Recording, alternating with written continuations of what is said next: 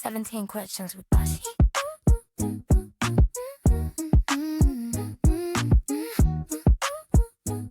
17 questions with Bocce. Welcome. This is 17 Questions with Bocce, episode 11, with special guest Short Stories But Long.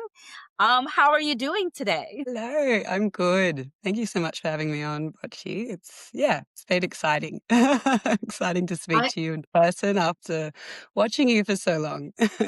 Thanks. Yeah, I'm so excited because you have an expertise that I'm very interested in, and folks have such deep questions that I'm like, oh my word, I would love to know what your answers are to this. Before we get to those deep questions, I'm going to start off with some of the questions I usually ask folks that have come on the show. And the first one is, what lens or perspective do you bring to this case that shapes how you talk about it? Which will explain the questions people are asking anyway when you Yeah. answer. I think, yes, look, that clear one is, a psychology perspective. And I think I try to integrate it as, look, as a person, I'm not coming on as a professional, but I think anyone who knows me in real life knows that I can't help myself, even in a social setting. It's integrating, work, lived experience, study, and sort of, combining that in a way that it just gives a bit of an insight of how my mind works when I do sort of encounter something like a complex case like this. I don't really sort of look for an easy answer, and I do try and find a range of things that help us put together the picture, and landing on that sort of human behavior side, especially neurodivergence one, as that is a big mix of like lived experience and then like I'm doing my thesis on AUDHD, and it brings in a combination of what I'm passionate about, what I think about, but then also, the world I work and live in. So, Yeah. Well, when people yeah. tell you your content resonates, what do you think they're connecting with most? Look, it's still new for me, in terms of having a really lovely small community and being new to this. And there's still an autism side of me where I'm like, I don't know, you tell me. But in terms of direct feedback, I think, people have commented on maybe an ability to sort of translate sometimes what might be a bit like an intuitive sort of feeling, or something that might be, people have been following this case deeply, like an observation, but it's hard to maybe put words to, and then maybe translate that in a way that's, resonating with, maybe attaching theory or some experience to it, but still digestible, I guess. It's not Mm. sitting down for a psych lecture or any of that, heavy theory in such a way, I suppose. So, That reminds me a little bit about LGA and what resonates with her content, with people talking about finding accessible ways to communicate like mm, deep thought. The NAG does it as well, and like different people, their different expertise, finding ways to make things accessible to people to be able to understand yeah. what you're talking about. You know what I mean? And again, like I said, as I'm reading some of these questions from folks, I'm like, this is deep, and I'm excited to hear how you're going to communicate the answers to these things. The next one is, what made you decide to start creating content about the Blake Lively versus Wayfarer case? I think, probably exhausting my personal circle in a way where they didn't care anymore. Um, Look, I think when I made my first video October last year, so we were still quite deep into the case. That was after the subpoena era, and I had been following it quite deeply, even though I'd sort of been lurking in the background and, not really, I might leave the odd comment here and there. So I think, realizing that I've just got a lot to say about this. And I think seeing the community that was starting to, almost expand in their niches, discovering people like yourself, or like someone like Raven who, has these really intimate approaches and, talking to you so personally, but then the interest in law and the fascination and feeling like, oh, feels like a safer space to join a Mm. conversation as well. I think if it was something like, a political topic, you know, looking at the landscape, sort of just jumping in there, might feel a little bit more, self-conscious for me. And I think, I think at that sort of point in the case too, look, just probably like where I'm at in terms of I still have ADHD and I procrastinate study. And the big procrastination has just been, often like getting my little fill of this case and, a little bit of escapism, but then also really intrigue and fascination. Um, and just thought, one day maybe someone wants to hear about motivation theory. Why not put it out there? So, yeah. It's awesome. The first question from folks here is from Out of Ideas, that I always jokingly say, like, always says out of ideas, but always has a lot of ideas. And this is the question. Yes, yes, And if it's it's the commenter I'm thinking of. Never sure. yes. Yeah. The question is, what advice do you have for people who are realizing, maybe for the first time, that almost everything they see online is orchestrated or manipulative? That even the words they read are shaped by SEO and not freely chosen, and that someone is directing their focus and emotions in subtle ways? Ooh, yeah, that's what I mean. Straight into it. I love it. That's a Zero to great 100, zero question. to 100. Yes. I think, look, it's interesting because I think we're in a fascinating pipeline in the world. So in my 20s, I worked in, like, my first degree was in media studies and marketing. And I think in that sense, it's easy me to say or see this perspective of this isn't a new concept in terms of media manipulation or propaganda, propaganda shaped world wars occurring. It's been explored in, like, trying to think of a really light example. Like, I don't know why this came to mind. Do you remember the movie Josie and the Pussycats? From back, so just like that idea of subliminal messages, how that's something that has existed through time, but I think in our pipeline at the moment, we are experiencing it, especially with your US political perspective, this overtness where it's very hard to, like, find a dissonance when it's happening so obviously around you. Even to the likes of this case, there's been a real arrogance to some of the obvious sort of tactics that have being, that we're observing, whether it be sort of the subpoenaing content creators or, Ryan unapologetically showing himself somewhere. And so I think that really does, it takes us also with like a social media and a new media perspective where we're so accessible to it. We can very much open our phone and sort of be translated to a different time and space from what we are seeing and engaging with. So when we look at how we can sort of manage this, look, I think, there's a lot of tips that are, sort of ways that you can educate or, engaging in media literacy or critical thinking. Sometimes that in itself is like, that's more of a focus than just the emotional regulation side. It does make sense that if you're engaging and you're noticing these sort of things online, even if it's just the SEO in, tabloids or on a more, deeper theme level, you should feel powerless. You should feel helpless. That's not wrong of you to feel like that. I'd almost look at seeing these sort of that engagement in the way that you'd set boundaries. If these feelings that they, engaging or this sort of overconsumption can leave you with, would, if you had a person in your life that made you feel powerless and helpless and you had to just sort of deal with them, whether it be at work or this, you might not, regularly try and engage with this person. You might not, take their views on board every day. You might actually sort of trying to find a way to distance the impact. So I think that is important in this realization because, these things that are quite big are so much out of our control as too. So there's looking at how it'll affect you in the emotional and that self-awareness of how, some people do like to get involved and that's a personal control of, contributing to content or finding themselves, wanting to learn a little bit more so they can feel equipped to like navigate what seems like manipulation. Again, that'll be sort of an individual case by case basis. But I think as well, this idea of like personal control in this, there's nothing wrong with that.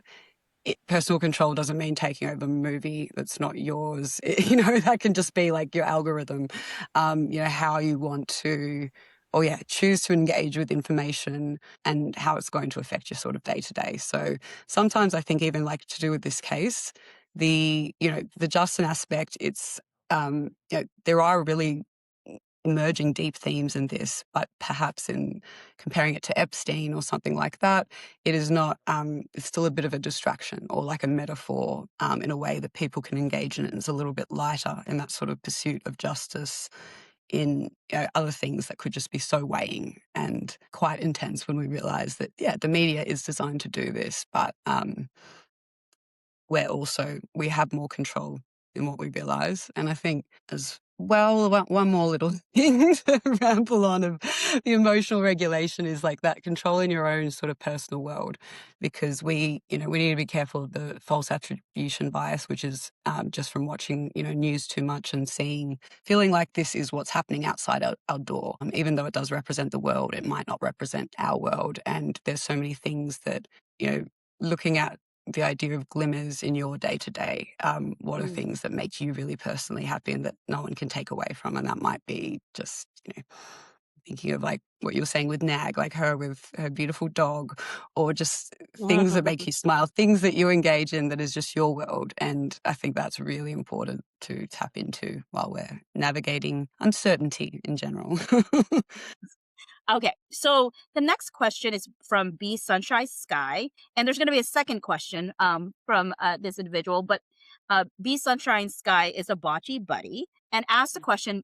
Before this case started, I was a fan of Ryan Reynolds, and followed him on a surface level. Others who also followed him felt he came across as arrogant or narcissistic.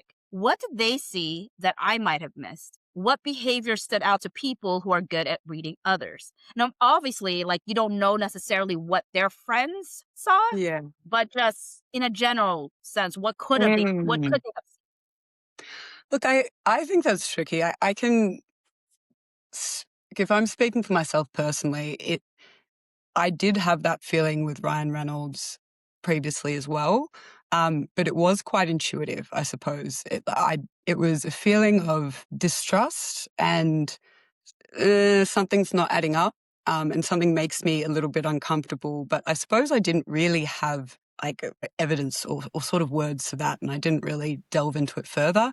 It was just a feeling of something isn't aligning. I think sometimes that observation can come from things, especially it's more common in women, of like, a ability to sort of track a few like micro expressions, see these inconsistencies, and it's sort of sit in a part of the brain that again might be hard to verbalize, because it is sort of picking up on a range of things that just don't quite make sense. But I think as well with Ryan, it's hard because we don't see much of him that isn't, a curated version and, under his control. There's not too much organic interviews with him out there. There's everything he says feels quite planned. And so I think when you look at the idea of, taking someone, especially like in entertainment at face value, I think that is more than reasonable. If our motivation levels and we encounter so many people online every day, I think we need to remember we've never been in the room with him. And, often, sometimes those intuitive feelings or that sense of, maybe mistrust or really being able to recognize that arrogance really does come from, an interpersonal interaction. But then I think it makes others fearful because they'll apply it to, oh, hang on, if I didn't pick up on this, would that mean I wouldn't in real life? And I wouldn't put that sort of pressure on yourself in that way. It is more than reasonable when we're seeing a very curated image, something that's all, hitting these sort of markers of just being likable, and you're not delving into it deeper, because why should you?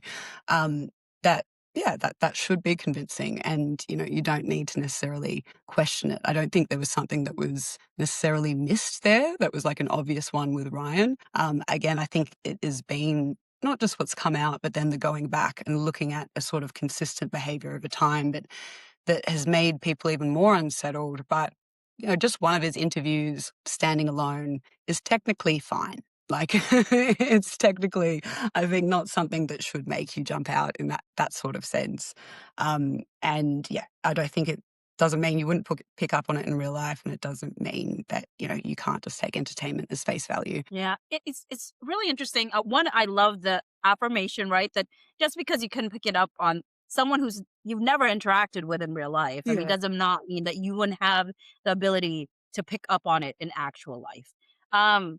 Because I'm a person that likes to believe the best in people to a fault Yeah. sometimes. But at the same time, my spidey senses still come up, even if I don't want to feel a distrust in someone. Something still gives me a little bit of like, something does not sit right.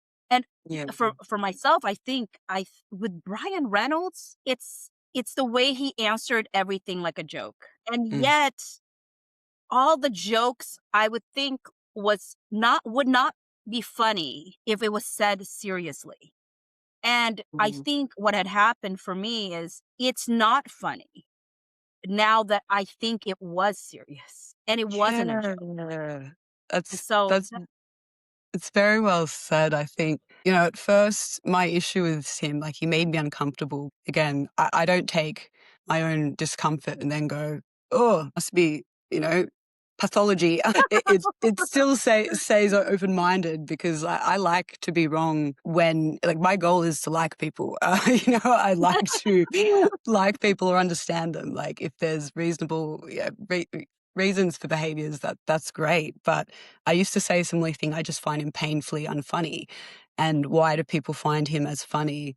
And I think then that makes that little question of, well, what's powering the popularity? Is it organic? Is it resources? Is it a image that has been, repetitively played to us, and who knows what's going on in the background? So yeah, he's wow. look, lots to say on Ryan, but we'll leave it there for now. People should check out your page then if you want to share more about thoughts on Ryan Reynolds. So the next question is Annie. Can you share any specific messages, documents, statements, or actions in this case that stood out to you as indicators of psychological makeup or personality traits of the main people involved? Anything that made you think that tells me something about who this person is? Yeah. I love this question, and I love Annie too. I discovered her from you. And it's really hard because I'm not going to give a easy answer to it because there isn't one or a sort of Mm. specific thing, as much as I hate to say it is the old amalgamation of how I think I'd arrive at that. Side note, I used to love that word, amalgamate. I used to use it all the time. It's gone, it's ruined. But I think going back to what we were just saying, there's probably a rule I have in real life, which would be, like on a personal basis, not professional, but meet someone at least 5 times before making a judgment on them, as that I think helps with so many contexts. And it's what I'd want for myself too. And I think everyone would if someone met you on the wrong day, or if you were anxious or nervous or not in a safe space. It allows for that sort of flexibility, but then it also acknowledges like the bi-directional aspect of relationships, that if you're being open to someone, they might actually as well, respond in a way that is, allows them to not have that just halo effect of, oh, I feel like that person doesn't like me. These are the incidents that can then create a character, sort of a belief of character. For me, things like, even though it was never pleasant to watch, like the little bump video was never like a smoking gun of, well, Blake must have done all this. It's another bit of evidence that leans into a perception of someone who has a sort of response, how she engages. But even then, dryness or rudeness in women, I think sometimes people can be a bit too harsh on that, and that could still have some grace within it. It doesn't mean that they are capable of horrendous acts. The big ones, and I'll never miss an opportunity to bring it up, just from like a very psychologically, is Ryan Reynolds' arson story, and then Mm. who he is today. Arson just as well in terms of the connection to power and psychology. It's not a part of growing up generally, that some boys just do it. It's quite a significant marker. And I think as well, just where he's at and what we do sort of understand behind the scenes of, he didn't just grow up then and work in Walmart. He is in a very, very powerful position. So that's something that, yeah, will always live rent-free in my brain. I think listening to Justin's voice notes too, and getting an indication of him behind the scenes and how he likes to communicate, and how he really listens, and I think the time he takes definitely helped contextualize him beyond, what could you see this in his sort of TED Talks and how he speaks in his books, but, seeing that consistency behind the scenes. What I see with, that more Ryan aspect is we see him trying to be a funny guy, and almost a timed sort of, expression when he does speak, and then behind the scenes, he isn't funny.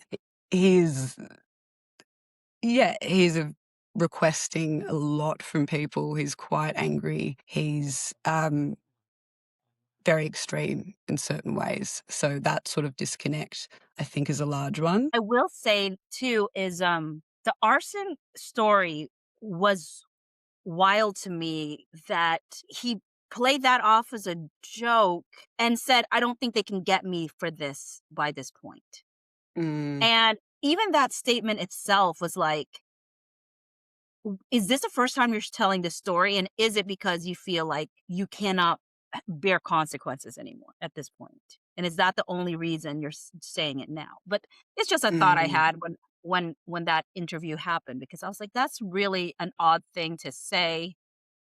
I have got a theory with that, but it's, I think, answered in the next question. So yeah, All right, I we'll go know to Mama that one. Panda's one is like my big, my big spiel.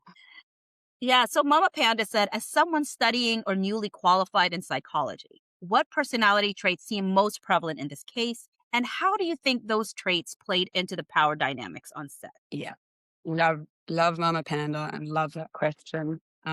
She knows how to.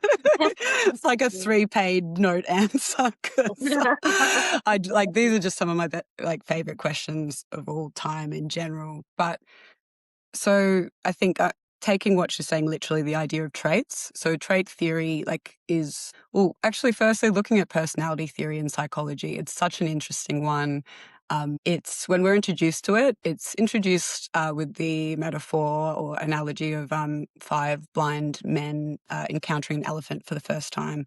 So one Mm, encounters the trunk, one encounters the other side. They all give a sort of description, and it is sort of that combination of theory that helps to put together a bigger picture of who someone is, whilst each sort of element on its own isn't inaccurate either. On a side note, I see almost that theory applicable to this case, and creators covering it as well, as there's a legal aspect, and then there's this, and mm, it's yeah. sort of putting those together to get that picture. So my first video was actually on motivation theory, which is a theory of personality, and it's looking at, a need for power, a need for intimacy. And yes, I absolutely stand by that. But I think as well, if we applied it to ourselves, we could resonate with wherever we might land, but it still might not be enough to describe who we are as people. And, measuring personality is quite difficult in that way. I will go with so based on trait theory, that's looking at consistent traits that we're, born with. The most sort of uh, accurate personality measure of this is the Big Five trait, or the Neopie. I don't know if you've ever heard of that. Some people have to Mm, do it for work or school. It's a lot less exciting, less than something, say, the Myers-Briggs. But the Myers-Briggs is not, scientifically accurate, and we can have fun with that. But it's looking at, how we'd measure someone under agreeableness, openness to experience, neuroticism, extroversion, and conscientiousness. So I have gone through, and please know these are observations on what we know. I have not assessed these people. It's lighthearted. And just looked at the big 3 of this case, which I see as Blake, Justin, and Ryan, in terms of, I think they're just in general really, really interesting personalities, just as standalones. But I will start with Blake. So my guess for someone like Blake is that she would be low in agreeableness. And so looking at these sort of subscales of agreeableness is altruism, modesty, tenderheartedness. I know sometimes people might they really want to hear, amongst personality, you jump to that sort of pathology answer of it's a narcissist. I think it's important to remember too, personality, it's, abnormal psychology is, an NPD diagnosis is a lot less actually common. If you look up, and I'd encourage anyone to do it, like a subscale of low altruism, low modesty, it'll describe someone who appears quite narcissistic. And these are just traits that individuals can, have and navigate in the world without that necessarily, pathology level. I'm not saying that doesn't exist, but I just can't answer that. I think she would be like quite high in extroversion in these aspects of like gregariousness and even like assertiveness. So I think she, as a social person, she wants to be seen, but it's probably more in that sort of dominance way that I think is, again, these aren't really like inherently bad, or it doesn't make someone, a bad person, but it's just really limited in pro-social environments. So, it might not be an issue if she doesn't have to talk about DV and be an advocate for it, if she's navigating a world where it's not influencing others like that. I think with like too, there's like a low openness in, we see this sort of prudishness, I think, in quite a few contexts sometimes. There's like a behavior shifts, that are really based on status.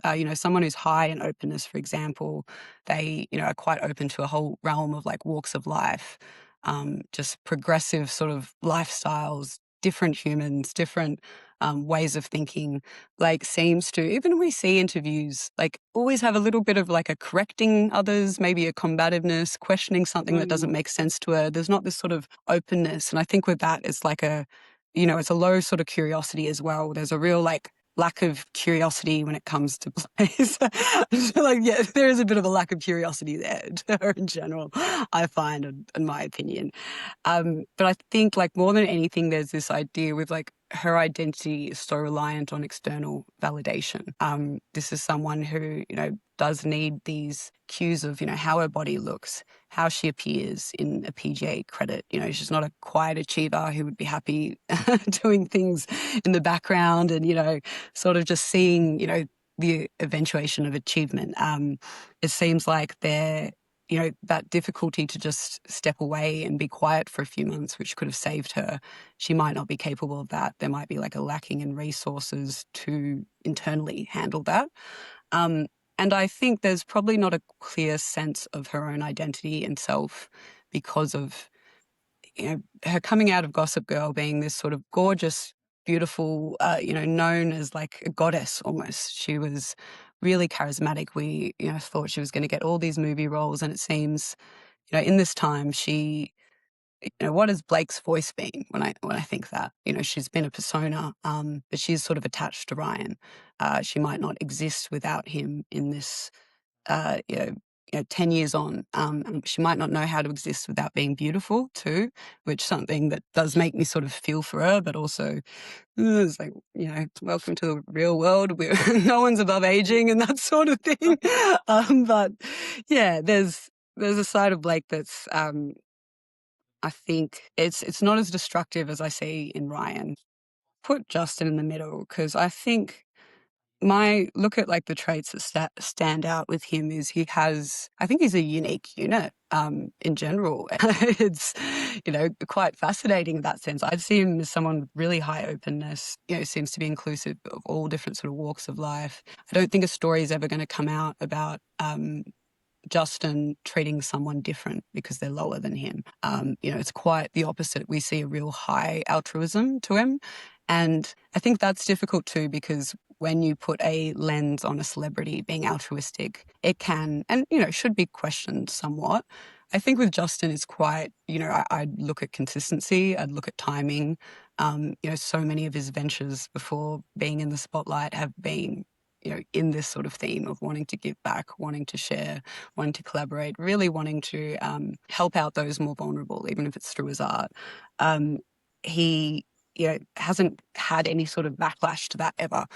He was never cancelled by his own community, and he's never just, again, it's not a donation he's put out to, I suppose, distract from something at a timing. I think he has got privilege to him in his own way, just in the means of like he's genetically very blessed. He's a good-looking guy. I'm learning more about his connections to Hollywood too. And, he has chose a really meaningful direction.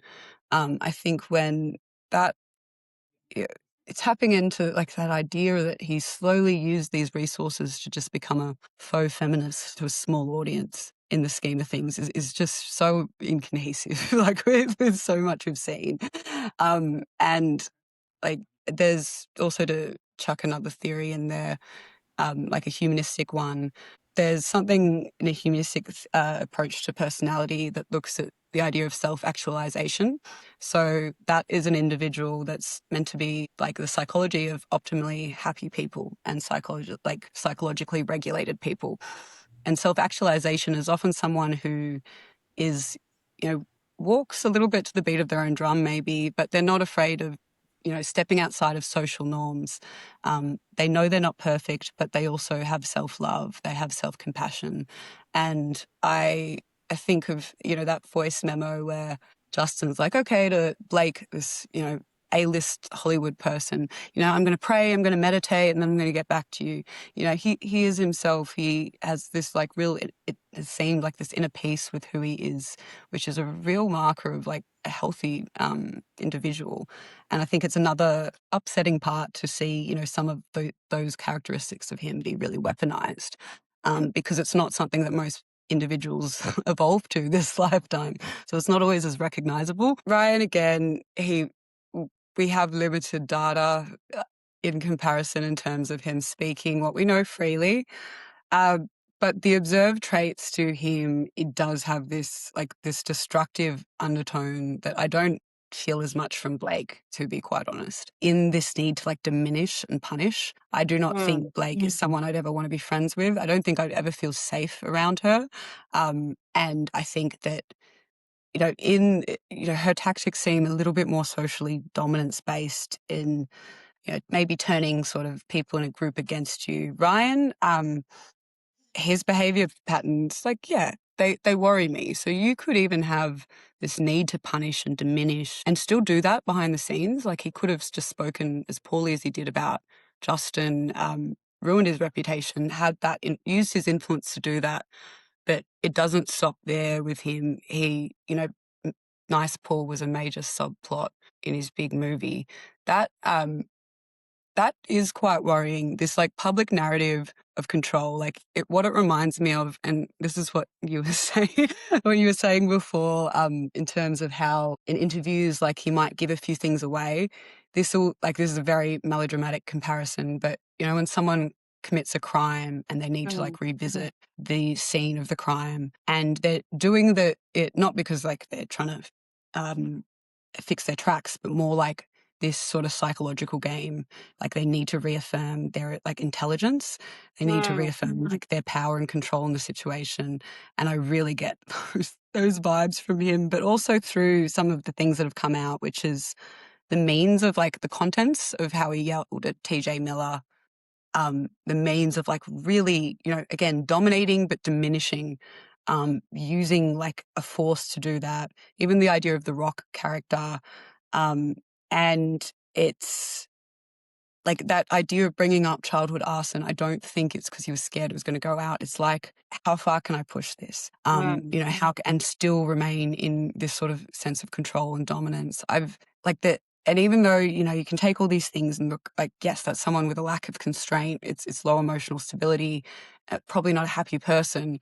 There's still this arrogance and superiority to it that I find in some of that overtness. It's what we see with Trump, where it's he's doing things in the spotlight to sort of reaffirm, I can do this. Just remember, I can do this.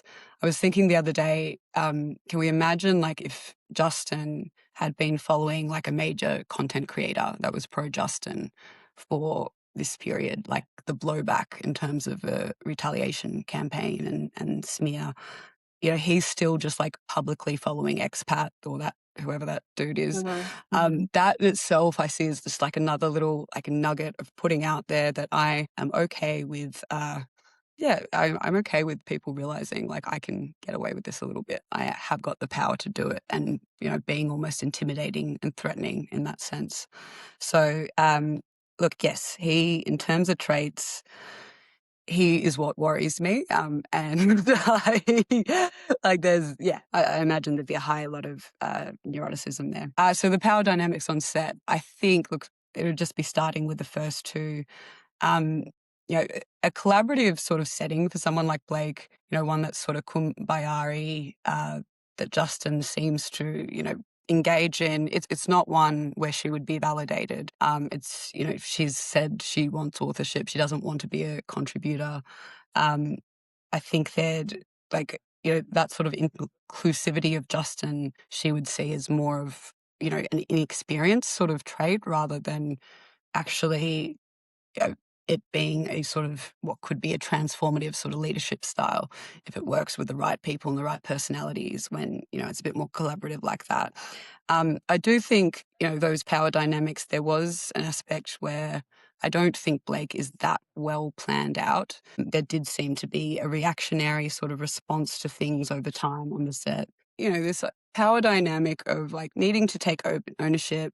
Like, I think as well, Justin was probably like really self-conscious in this being a bit more of his, working in like, a bigger Hollywood name. He knew this was going to reach a bigger audience than any of his projects he's driven. He was almost like self-consciously aware of that integration of female voices. And I think that, was probably a large sort of driver in those creating a sort of mismatch of collaboration and where does he go in that sense with managing her. But overall, I do think the larger driver of these, like where we are today, how it's got to this, if we look at the personality and the traits that are driving that, it is the Ryan Reynolds factor. I don't think Blake is orchestrating, like, if allegedly it occurred, a threat to Steve Sorowitz's daughter. I don't think she has that capacity.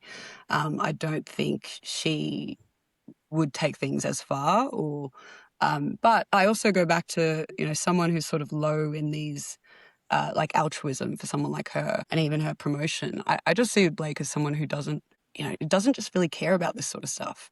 She just might not care about deep topics. She seems like someone who would maybe just get like a little bit bored in a conversation or, a little bit frustrated when things go deep. And I think therefore, but then she does care about, the influence she can have, her sort of external achievement and taking over. But I think that coming in with Ryan, being willing to drive all these really ugly sort of narratives, talking points, her just sort of not caring and seeing it as like a freedom card is, how those sort of personalities might have led us to where we are today. I do think that Ryan is a driving force around those things. I do. I've said in the past that I just don't think things would have gotten this far without Ryan. I think if she was married to somebody else, it just wouldn't have gone this way. Yeah. I would think that she would have had more of a level-headed partner, hopefully. But I don't know if she would have chosen a more level-headed partner. I don't know. But Yes. Yeah, it's fascinating that with what we know.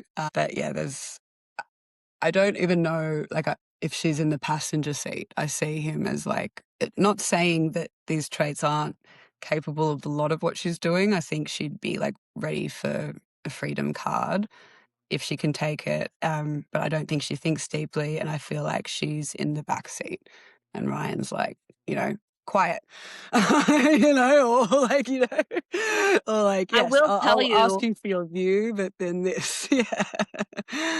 I will tell you though, folks get upset whenever I say things to that effect because which that's why I always have to clarify to folks that that does not mean that I'm infantilizing her or saying that No, she's not to be held accountable for her own actions. It doesn't mean that I'm thinking that she doesn't have anything to be held accountable for. All I'm saying yeah, is that we are people in relationship with other folks. And sometimes when we're in relationship with other folks, they can bring out different sides of us. They can yeah, either like be a great influence in our lives or they can be that our destruction. yeah. And so I just feel like if she had a different partner, that maybe different life choices would have been there. But I don't know. Maybe that's Yeah, just it's fascinating off too platform. because I don't want to again devalue any of her, you know, major contributors to what made this happen. But yeah, I think too. Just if I'm looking at that sort of personality side, there's a fight in her, but I don't think it's around issues like this. And that sort of goes back to what we saw and to begin with DB. I just don't think she really cares that much. She does care about herself, but yeah, I think it's it's tricky because a lot of people have a lot to answer for when we look at what's brought us here. But yeah, if I'm looking at those big three and looking at those traits, Ryan would be the evil, and like Blake would be the day to day of just, it would be a nightmare and really awful, I think. So the next question is from Whitney in the Garden. Are there behaviors in Blake that align with patterns typically seen in abusers? Do you think she presents or acts like a victim? Yeah, that's quite interesting. When we look at patterns of abusers, more often than not, it is like within relationships. It might not be abusing like a system or a workplace as much. With Blake, like when I think about the sort of text we saw behind the scenes, I don't know if I'd use that word, but it still wouldn't be a word of like there's themes that come under abusive behavior, which might be looking at manipulation, dishonesty in terms of like that relational aggression I've talked about with how she'll exaggerate things. She'll be quite unkind, in those sort of exaggerations, but then turn them into jokes like, the cult stuff, ridiculing, mocking in that. In terms of a pattern, like the pattern for her seems more like rooted in something that's like probably more entitlement based, a bit more social dominance based. Uh, I think like her criticism too, like of others, could be considered a little bit more destructive. But in terms of like where she's wanting to how she's appearing to, I think that's another conundrum that I think is quite easy to see psychologically when people try and be a few things at once. I think it was like one of Amber Heard's biggest issues in her case when she wanted to claim PTSD, and she was still, though she had to be strong, she couldn't still not be like succeeding at the same time. And that's where the like these things don't align. It's quite clear that someone who, is suffering from this amount or is a real victim to this, isn't, writing articles, participating in life, having kids, in the same way that Blake has always seemed to want to appear quite strong still. And, she's still out in the spotlight. She's narrating penguins. She's, um, showing like how she's engaging in the world. That can be, a real disconnect from someone who's also going through this in a way. Doesn't mean two things can't be true either. It's just if she really wants to use the language she is to put herself under the umbrella she has of like, I will never stop speaking for this, how this has affected me. Um, it's not really aligning. I think she's in that conundrum. So I don't think she like is appearing successful and strong or a victim either right now. I don't think that works. But in terms of a typical abuser profile, look, that's probably more some of, well, we don't know. We've seen, that's where I go, like even some of the actions by the Lively Party, like subpoenaing content creators, things like that, silencing, that definitely aligns with abusive patterns. We just don't know who the driver there exactly is. Again, that's where I'm more likely to believe it might be someone like Ryan because of his traits, his sort of obsessiveness, even the speaking of like, Ryan having storyboards about what's going to come next in this court case, that sort of level of involvement. But the behavior that she's engaged in, like, I guess on behalf of like the lively parties, it does mimic abusive patterns in certain ways, especially with like, I think just the presentation of information, manipulation of narratives, weaponizing things, and silencing others, exhausting people of their resources who want to speak to this. It does align, but just from like Blake's text specifically or like her interviews, I can't say that, does clearly align with abusive behavior or anything. Would you say, and with regard to the second half of that question, do you is there a particular way that victims show up. And I mean, and the reason I say that is like Blake really did not want Lily to seem weak. And I think Mm, he sees a weakness in victims. mm, I guess my question is, and that's why she was like, "You're more than this. You're more than that." Because which is, it's an interesting thing because yes, of course, people are more than, but yeah, but when she says you're more than this, it's almost like I don't even want you to think you're that. yeah.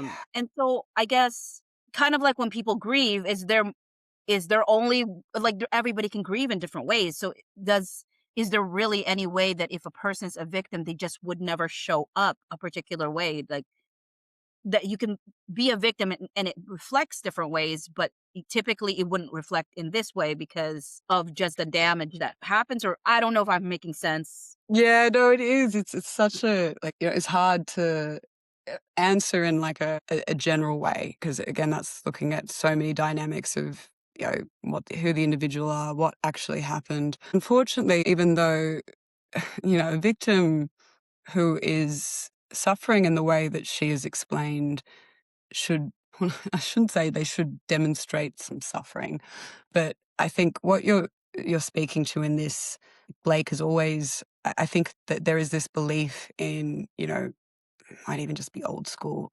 vulnerability is weakness. Tapping into parts of you that aren't perfect, that aren't sort of in control and strong are weaknesses. And I think in someone showing up, like, there's a lot of talk about, that perfect victim as well, which is a whole other topic, I suppose. But I guess she's engaging in acts that don't show someone who's suffering um, in terms of how she's sort of, speaking to people in, whether it be on her stories, whether it be in, sort of still appearances. She has never really, from what we can see, spoken about sort of emotions or things. And again, it's not that someone needs to. There's just a real undercurrent of this is someone who is suffering, but it's not because of, and I think this is just like my lived experience of knowing how it feels to be a victim of abuse or sexual harassment or, more extreme. You should really have impacts to your functioning. You should have, it shouldn't be hard and it shouldn't be a weakness to even go to a doctor and to be able to demonstrate that. Just going through any sort of like, minor grieving, is enough to have a doctor say, hey, yeah, you need to take some time out. You need to be able to do this. There's nothing of this that she seems to be willing to lean into. But I think more than anything, there's no sort of double empathy if she was. So, sometimes when people experience something for the first time, like which could, in a parallel world, if I was believing her at this stage, if she did experience sexual harassment, that would have been, I think, quite a sensitivity then to speak to victims, which she still hasn't done, in her marketing through this process or through this recognition. It is just very difficult to observe her behaviour. So much of it appears more like someone who doesn't understand a victim. You can Mm. say you are, but it is still aligning with this someone who doesn't really understand or doesn't care to. So Um, okay, so the next question is from Faye Andy. Could Blake have known that Justin works in a very system based way, meaning he chooses who he works with and how? Could her changing things and decisions like firing Julie Bloom have disrupted his workflow and focus? yes. So like a systems based way, I just off the top of my head, like it can be this holistic approach, right, to sort of managing a workplace and seeing it as not individual parts in an entity. I don't think, from what I've observed of Blake, she's overly capable of making those sort of thoughtful observations of others and integrating them. So I don't think that would have ever occurred to her in that sense. But when I think about Justin's point of view, just the neurodivergent aspect, changing things up in that way, especially if he's trying to think of everyone and he's been really thoughtful to the bigger picture, but then also the details that make that up. that would be an absolute nightmare in terms of any sort of creative flow. But then also, feeling, I think he would have, through those sort of decisions early on, I think he would have had to let go of this idea of this project being like his baby or his big amount of work. He probably would have accepted, which we did sort of see in text, like a lapse in control. Along the way, which, I think is, really unfortunate for him because he worked for that and he wanted to create something really beautiful. But yes, would his workflow be disrupted? Yes. I think just one of the many things would have been disrupting to even the most organized or structured person. So the next question is from Healing Flow Practice. Says there seems to be overlap between CPTSD and AUDHD. Is that how you say it? Yeah, I AUDHD. mean, AUDHD. So it just means autism and ADHD. It's like the combined. AUDHD. Yeah. Okay. So the question is, there seems to be an overlap between CPTSD and AUDHD. If I said that. Okay. AUDHD, like emotional dysregulation, rumination, hypervigilance, and masking. How do you differentiate between them in practice, especially when someone has developmental trauma? How do they interact and what helps most when they co-occur? Yes. Okay. So great question. To answer the first bit, so I guess the differentiating, it's quite a challenge because this commenter couldn't be more correct. There are quite a few overlaps, and both of them, even too, are emerging sort of concepts. There's not a CPTSD official diagnosis yet, even though it's very much written about in literature. The same way that you weren't ever, up till 10 years ago, you couldn't get diagnosed with either both ADHD and autism. They had to be the separate conditions. And now we're learning that it's like a 70% minimum prevalence rate. So it's tricky because we're behind already in this sort of research. But look, the core sort of difference, that you'd look at, or if it's one or the other, ADHD will still be somewhat present since birth. It's still the neurodevelopment sort of side. And, looking at, I think when you go, maybe assess sort of family history and family, it's as heritable as height. But then also sort of it's why I can encourage, if people are in a position to do it, to seek a diagnosis, because it can really, an official one rather than self-diagnosis, if it's available, and if that's something you are comfortable doing, because it can then really inform these other sort of presentations. A CPTSD is it very commonly occurs with it. And a big part of that is having ADHD from birth will precursor you to trauma. It does make you more vulnerable to it, especially in that complex trauma way. So there's from the ADHD side, there's criticism, and a pervasive factor of ADHD is emotional regulation. It's not in the DSM, it's ridiculous, but it is as pertinent as attention issues. So on a baseline, you've already got challenges with emotional stability. You're more prone to criticism. ASD, there's a lot of bullying, isolation, but then you're growing up in a world that is not built for you, and it is not designed to sort of treat that. So there's higher levels of family dysfunction, and then when you get into adolescence, you're at a much higher risk of sexual assault, abuse, addictions, a range of things. So more often than not, it's probably a co-occurrence in that sense. If you are really wondering if you have one or the other, that's normally from a qualitative point of view, you got both, as people don't often wonder, if they have ADHD or ADHD or this.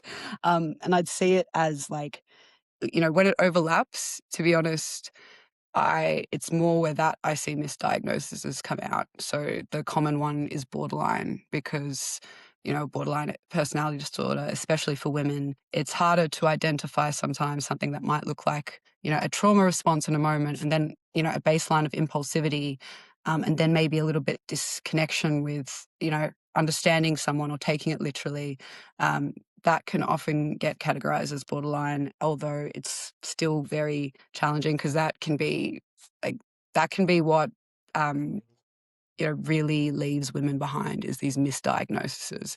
So that's why, like, I recommend to anyone, if you can, with a neuroaffirming doctor, if you do believe you have one of these, if you are in a position to get a diagnosis, it's great, because then if you do need to go treat trauma, they can look at that as your baseline, as your core, and understand those sides of you, rather than putting it into a category of anxiety or, even manicness that could be more traits aligned with these conditions. And I think the other part, what actually does help, that's hard to answer to, because sometimes you can look at the AUDHD be like systemic, the CPTSD, is acquired, I guess. I would like, and this is coming as like, professional, but like as a person too, who's had, all of these conditions and been treated, go back and love little you. Go back and, revisit yourself when you're young if you can. Look into what experience shaped you, tap into this like self-forgiveness, learn to love like that really quirky brain of yours as a baseline, but then understand like how that maybe navigated the world and what were some systemic issues that were just not your fault, that maybe you internalize like a self-belief at that age and you're not aware of that, because of things that were so outside of your control. I would also look at like, as much as possible, try not to put like a external or a neurotypical or a societal pressure of how you navigate it. Be incredibly, like, I'd even say just creative. Don't feel like you need to work this 9 to 5 job, meet all these other standards in this world, and then somehow at the end of the day have time to work on CPTSD. That's how you will burn out. That's how, sometimes we can find ourselves in autopilot where we're making decisions like we did when we were younger, and then find us in those sort of like, patterns that we've just learned to accept, because we've learned to accept sometimes the world's a little bit harder. Looking at, as much as the cliche of like embracing neurodivergence and this sort of thing, treat these things as when I say the seriousness, CPTSD is absolutely brutal on the brain and on our soul. And, you investing in like love and self-compassion. I, like a couple of years after COVID, when I started trauma therapy, before I started even like training and working as much, I just needed to like go back to little me and like just learn to like paint. Like I used to always want to paint when I was young, and I didn't. I didn't give myself permission to that.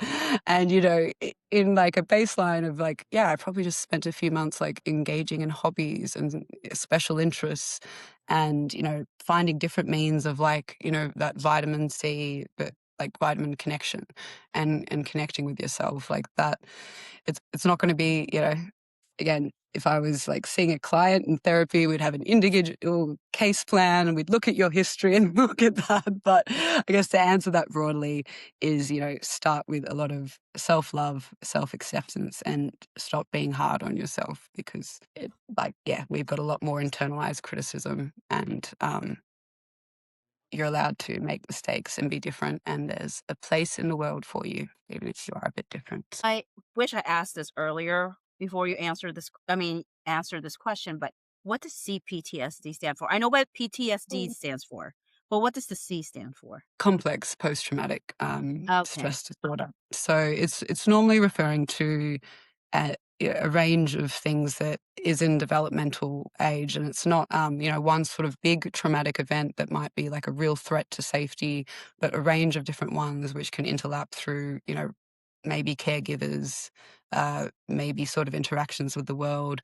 For example, complex trauma could arise from pervasive neglect from parents. Parents who weren't perhaps available, and then if as well you're more vulnerable to, through being neurodivergent, perhaps that neglect then was started to be reflected in friendships, maybe some bullying, things like that.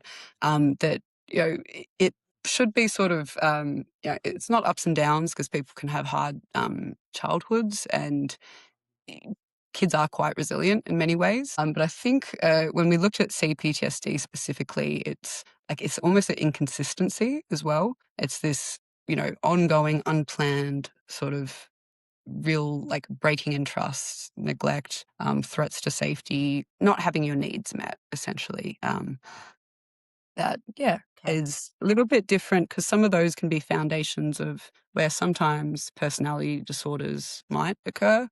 But that is still dependent on a few other things like genetics and this. But AUDHD is like a precursor, I guess, for CPTSD in that sense. So, Interesting.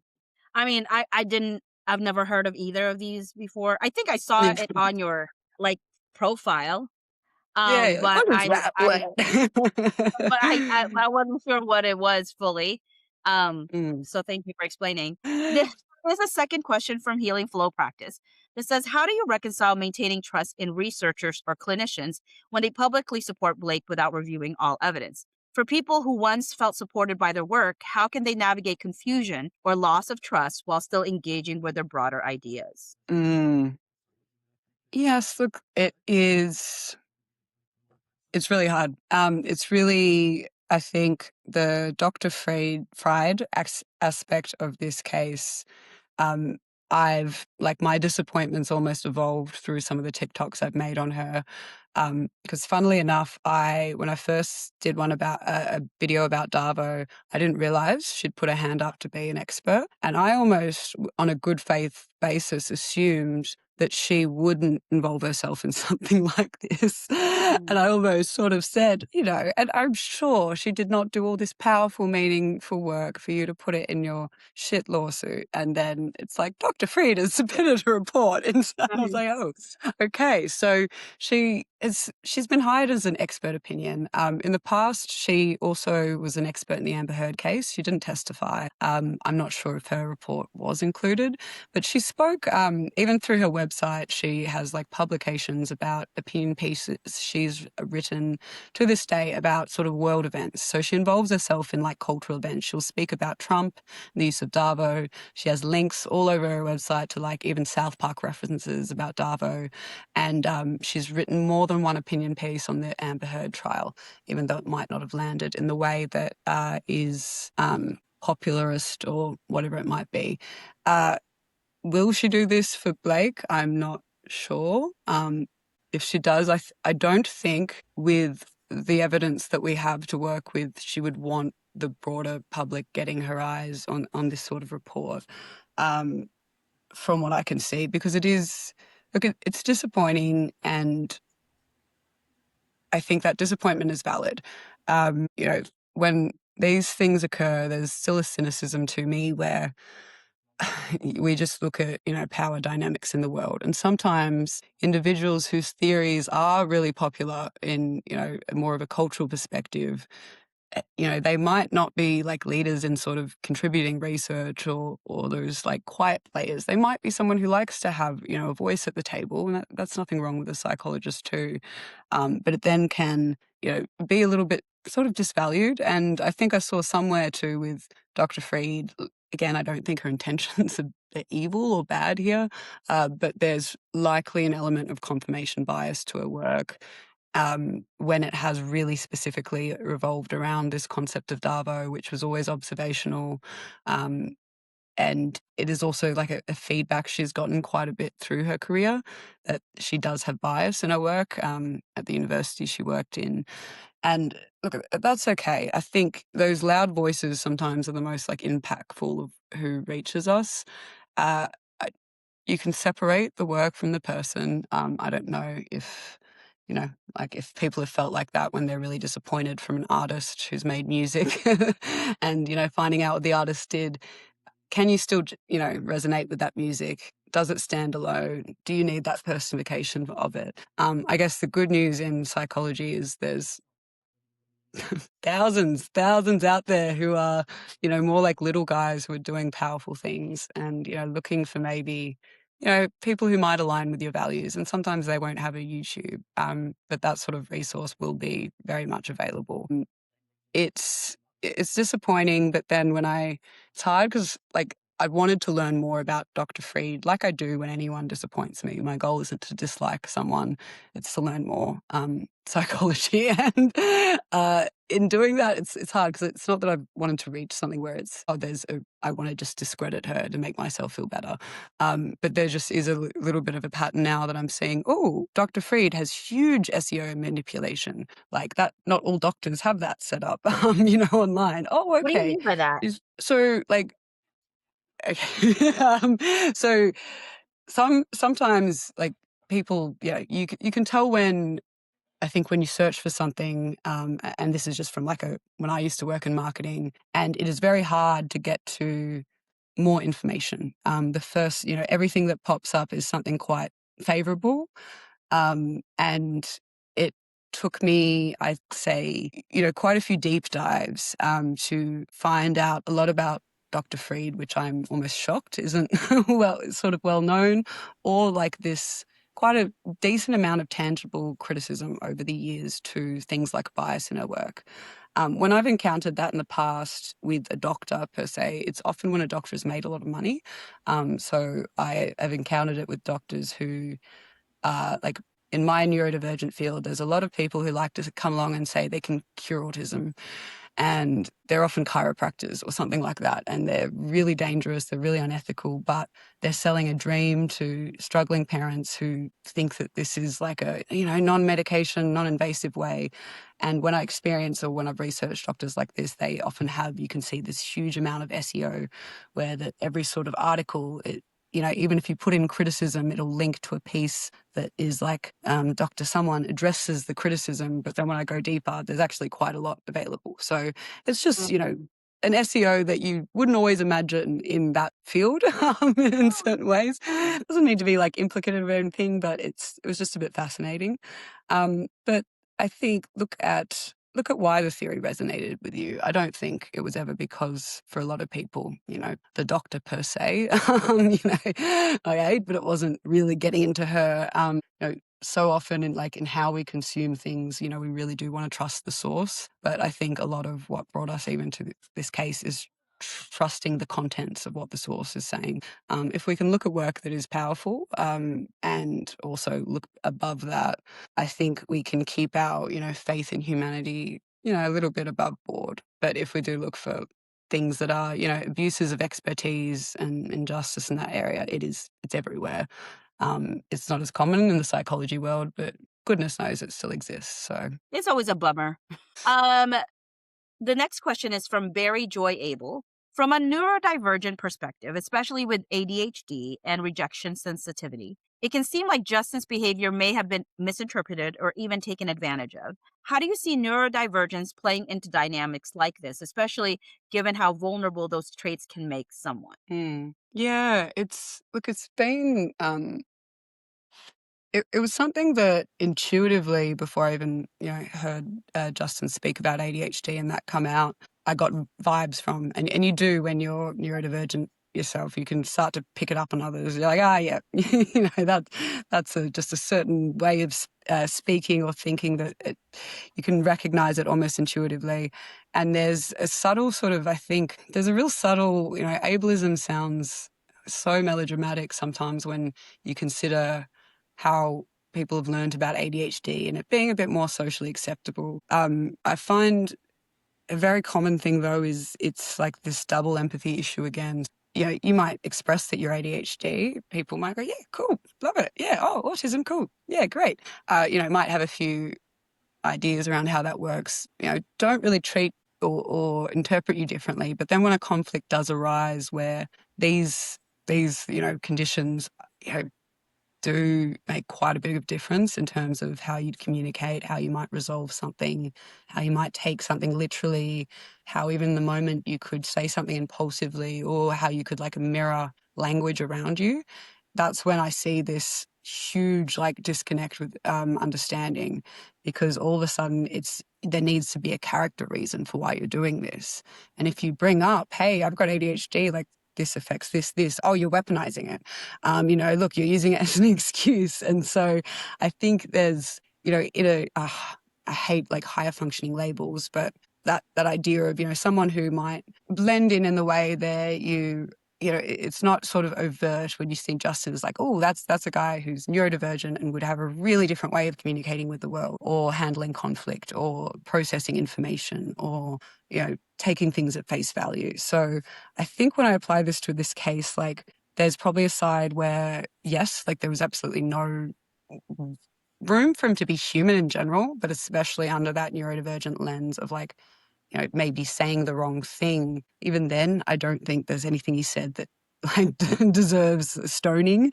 But I think what really does upset me on his behalf was the use of language that was sexy by a range of people around you. Because when you're in an environment, you just start using that similar language. It's so common. And then that, being chastised against him. I think as well, just from what we know of the ADHD side of Justin, that can often be someone who's, creative and, you can even have a creative genius behind it, but like messy, not the most organized. They might be like vibes sometimes. Things might change up. And I think from, how Blake already sort of perceived him, that could have like tapped into more of those labels of like inexperienced or doofus or even at times when he's just speaking what seems like his heart, they're misinterpreting it as like being sort of ego-based as well. So it is like subtler, but it's also, I think when, some of the things that neurodivergence, like myself, but so much more in clients and community is just like a constant misunderstanding with the world. And it's not every time you interact, it's more when you try and get to a point of resolve, like conflicts arise or resolving issues where it's like they just all turned on me. They hated me. They didn't understand me. I was ostracized, that being really, really common. So it's almost, when I look at it like that, I'm happy for Justin that he was in a workplace where he wasn't just coming in as an individual. He still had some of his people there and some people who understood him. Or I think it could actually be, a lot more significant in how much he was sort of ostracized in that way.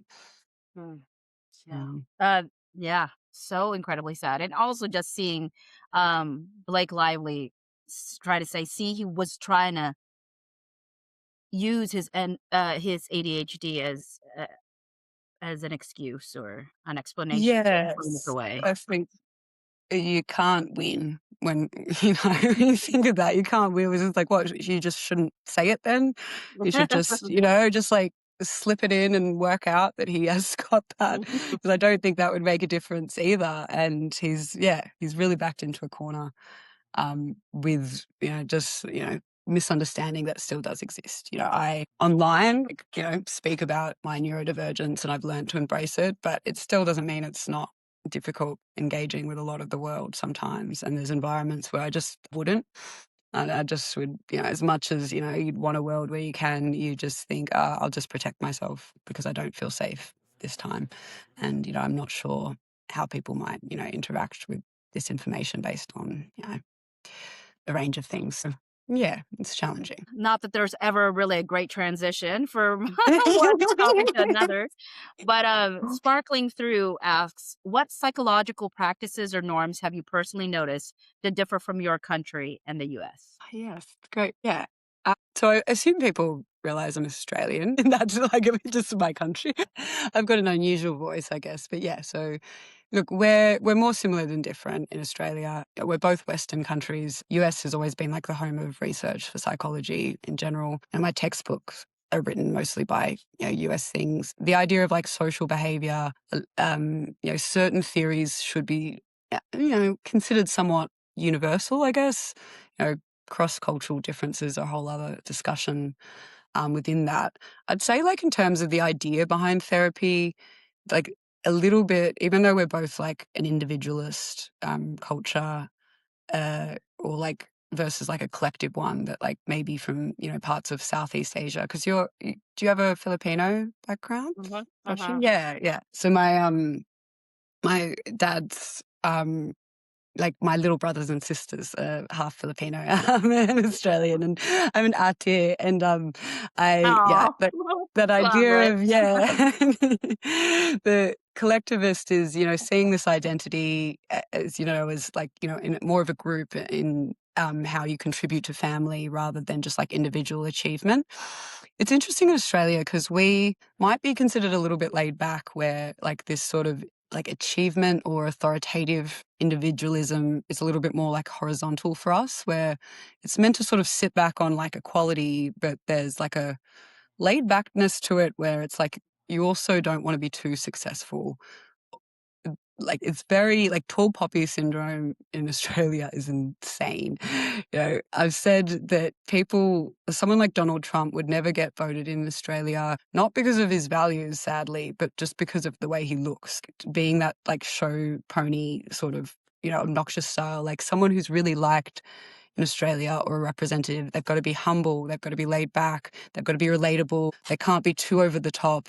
And that, I guess, translates into sometimes just like a culture of like, she'll be right, like, a little bit of a old school view to sort of therapy somewhat. So I'd say that is sort of like a difference in norms, but it's interesting too, because we're really lucky with the system we have here in terms of healthcare. We've still got a long way to go with mental health, but we've got a lot more sort of subsidizations available for Australians to, but then we're under-resourced. So, like in the States, my brother, the process of him going through an ADHD diagnosis over there it took him like a couple of months. Here, there's wait lists for like a year to get into Oh, something. wow. So, and the same with studying too, and because I was looking this up when I was researching like the path to psychology in the US, and it's not to say it doesn't sound competitive, but what I can see, you can just sort of, if you have the money to enter those schools, do it. That's definitely not a thing here. Like there's a real minimum with marks. It's very competitive. It's limited places. So you can complete, your fourth year and then maybe have to wait 2 years before you can start working as a provisional or get accepted to. So yeah, subtle differences, but more similar than different overall, I'd say. Good to know. So what the next question is from Carol Snyder of Docket Updates fame. Wants to know, what was the first characteristic trait that you spotted that made this case interesting to you and drew you in? Yes. So look, it's difficult again because there's never one little thing for myself.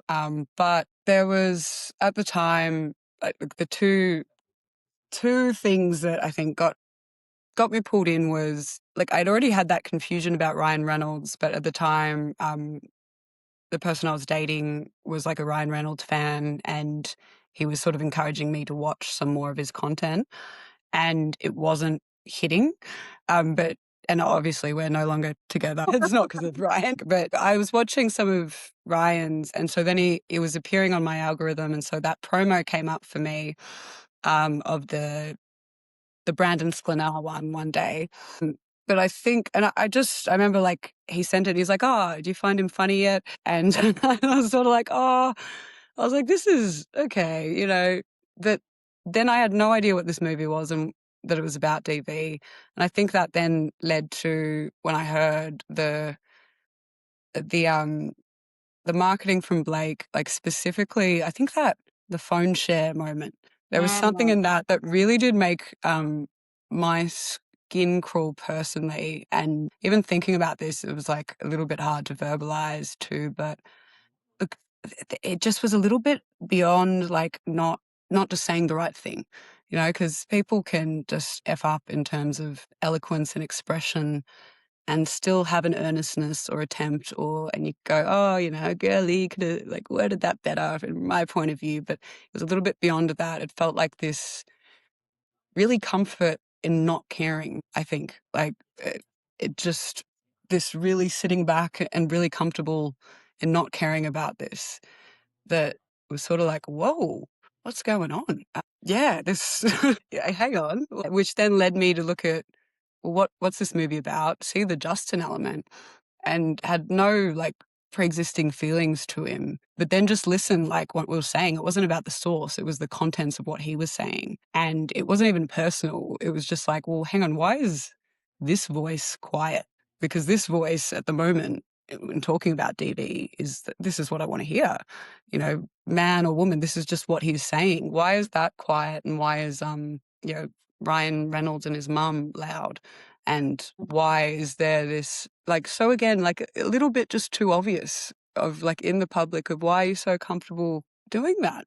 You know, I even remember having a moment of like, are we as a, you know, society sort of like going back in time? Like, is this something to pay attention to? So yeah, those three sort of, you know, having Ryan Reynolds on my algorithm, confusion of him, a misunderstanding, that comfort in not caring, and then realizing why is like a real voice to this not involved.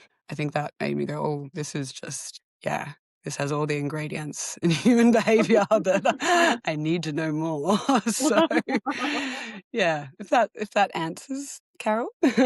Yeah, I mean, it is interesting. I think when she answered that question, it wasn't just what she said that I think probably hit, like, affected people in a particular way. It's truly the way she was sitting and the way she was playing with her Mm, hair. It was like it didn't show a seriousness or a consideration. It was so cavalier, I think. So people, I think, mm. not only listened to her words and were turned off, but they were turned off by her whole body language. Yeah, exactly. It was a double combo of, you know, like when we look at persuasion, the idea is that, you know, the contents of what you say, but then also how you appear should be aligned to give the most sort of like persuade. It was the opposite of both of that.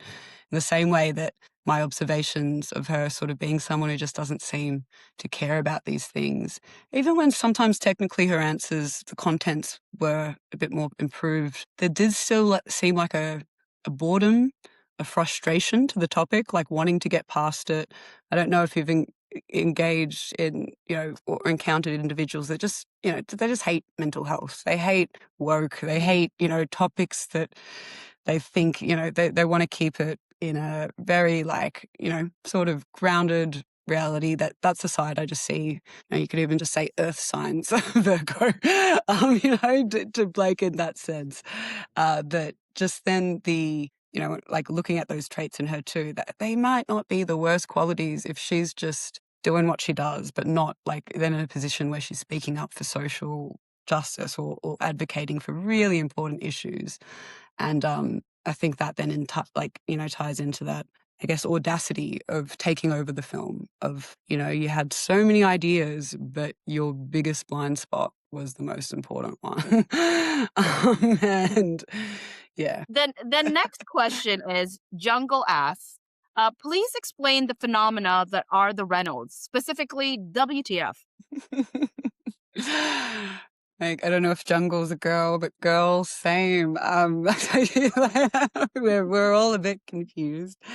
And I think with going with what we know. So when you say the Reynolds, like the two of them, um, look, I think Ryan has always been capable, right? If we go back time, of attracting a beautiful, you know, successful woman. He, again, the ScarJo for Blake Lively is something that will always be like, when you say confusing, from, okay, it's hard because it's not that comparison of women, but it's, okay, that might suggest, you know, someone who has a very gorgeous, very successful wife, uh, as successful. He wants a power couple, but he still needs to be in control. Mm. And, you know, a woman outside of his control may not serve him.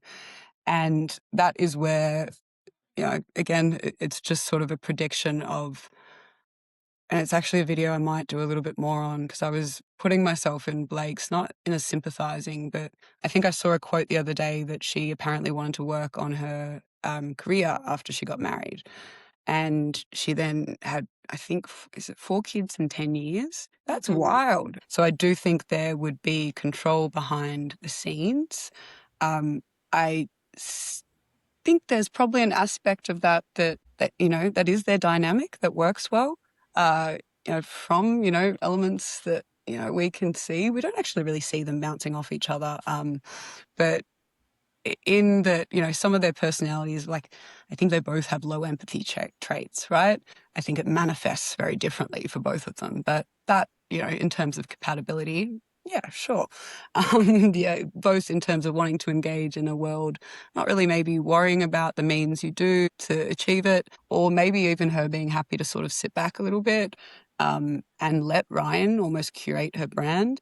There is a side though where it's like he owns her in that brand and reputation way, and maybe he didn't as much before, but now with where they're at, it's sort of all right, like riding on Ryan in terms of what might, because we will always be harsh on a woman still in society, especially when she's dislikable too. And while Blake, I think, has come along for this ride where, that backlash is fairly deserved, I can't help but think that there's, there could be a resentment, but a real control behind the scenes that, maybe she's not even sort of aware of. I do still see it in that little bit of information we've got from Taylor, in that Travis didn't like Ryan, Taylor is missing her friend, and the sort of communications we've gotten is getting a bit too much. I don't know if Blake would stand up for Ryan, but I'd imagine if we just like what we see anyway, if Ryan treats people and reacts to people like this, I think he's reacting to the idea that it's his wife, it's his name, therefore attached. It never seems to be about Blake. Blake is this person you love, individual in that way.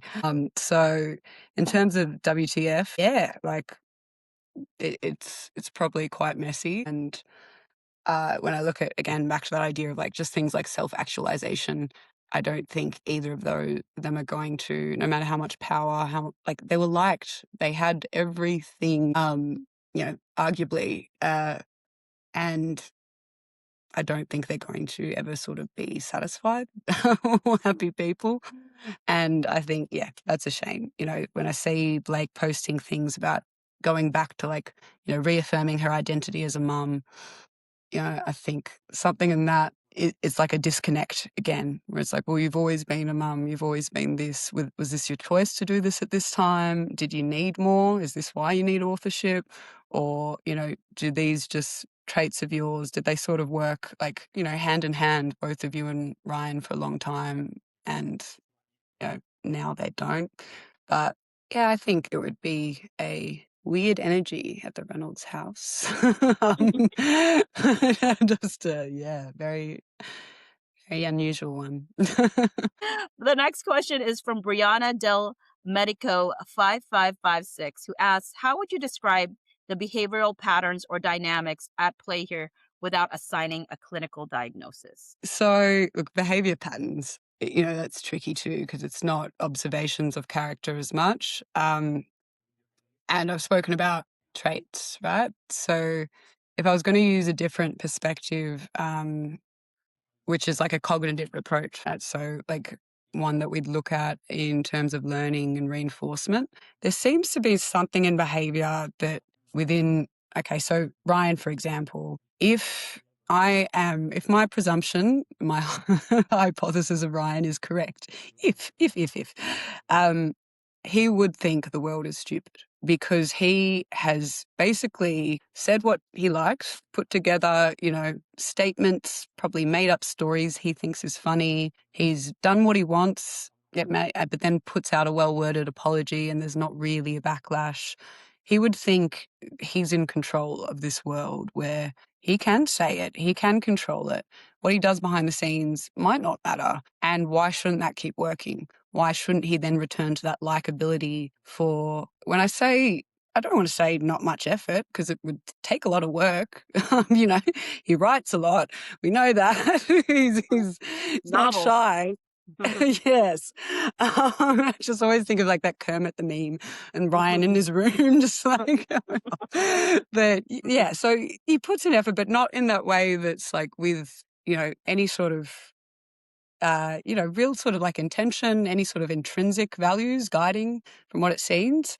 And I think that's sort of similar too with Blake and maybe like some of, maybe what brought her to fame and the time that she did. I think of, young Blake Lively, Serena from Gossip Girl. And again, like I've said, she had a reputation for being gorgeous. She was also like really good at flirting. Like, I used to be attracted to Blake Lively when I'd sort of see that way, and then she plays with her hair, and then she gets, in those little doses that could have even masked some of these things that now, in like, sometimes people consider word salad, or especially if she was getting like, written statements for her.